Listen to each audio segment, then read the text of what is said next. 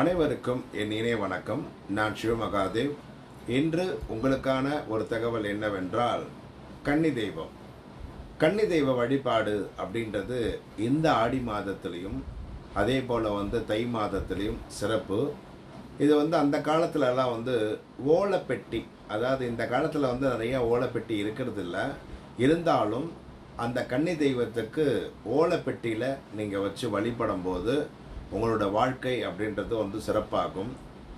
குல தெய்வத்தை விட, நீங்கள் கும்பிட்ற தெய்வத்தை விட, நீங்கள் வீட்டில் வணங்குற தெய்வத்தை விட இந்த கன்னி பெட்டியினுடைய வழிபாடு அப்படின்றது செஞ்சீங்க அப்படின்னா, வீட்டில் எந்த மாதிரி கஷ்டங்கள் இருந்தாலும், பணப்பிரச்சனை, கடன் பிரச்சனை, உத்தியோக பிரச்சனை, வாழ்க்கை பிரச்சனை, வசதி பிரச்சனை, கூட வீடு பிரச்சனை, எதுவாக இருந்தாலும் சரி, அந்த பிரச்சனையெல்லாம் தவிடு பொடியாக்குற அளவுக்கு இந்த கன்னி பெட்டியினுடைய வழிபாடு அப்படின்றது சிறப்பை தரும் அப்படின்றத எடுத்துக்கணும்.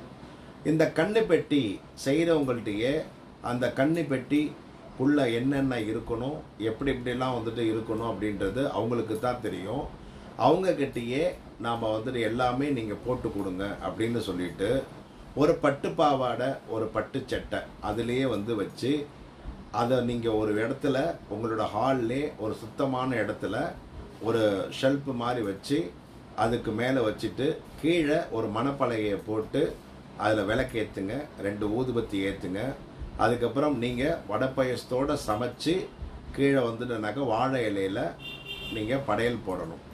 இது தை 5 வெள்ளியும், அதே மாதிரி ஆடி 5 வெள்ளியும், அதே போல் பார்த்தீங்க அப்படின்னா இந்த ஆடி 18ஆம் தேதி ஸ்பெசிஃபிக்காக அன்னைக்கு பண்ணுறது அப்படின்றது இன்னும் நல்லது.